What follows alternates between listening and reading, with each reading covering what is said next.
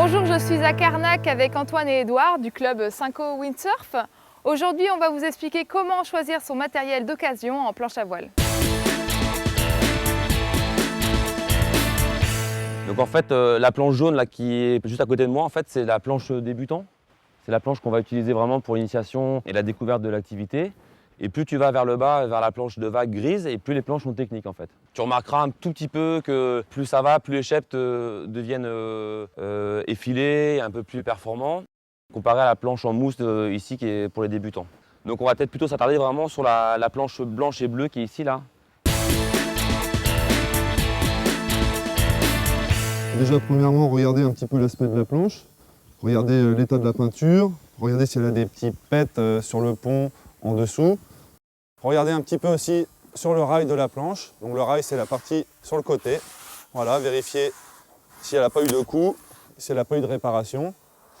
Donc on fait vraiment le tour de la planche. Les points fragiles, souvent, sont situés plus sur l'arrière de la planche, au niveau des angles et à l'avant de la planche. Donc pensez à bien vérifier l'avant de la planche à voile, en dessous et au-dessus. D'autres points à vérifier qui peuvent être un petit peu gênants aussi, c'est les points de délamination. Donc les points de délamination, en fait, c'est la fibre de la planche qui se ramollit. Donc souvent ici, autour du pied de mât, d'accord, sur les côtés. Donc on s'appuie sur la planche, on vérifie, vraiment on appuie très fort pour voir s'il n'y a pas d'enfoncement. Donc partout ici.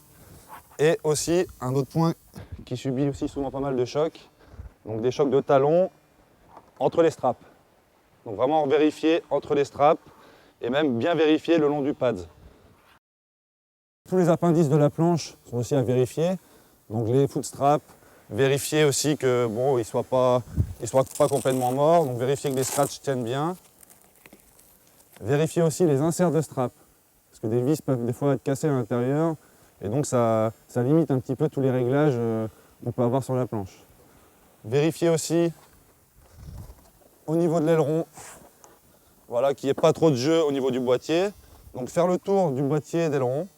Ne pas hésiter à demander d'enlever l'aileron justement pour voir si le boîtier n'est pas fêlé. Parce que après le problème c'est que l'aileron ne rentrera plus bien dedans. Donc là cette planche là, on voit bien qu'elle est saine. Elle n'a aucun enfoncement. L'avant de la planche n'a pas de poc, elle n'a jamais été réparée. A priori, c'est une bonne planche une bonne planche à acheter. Donc sur l'aspect général, on voit que il n'y a eu aucune réparation.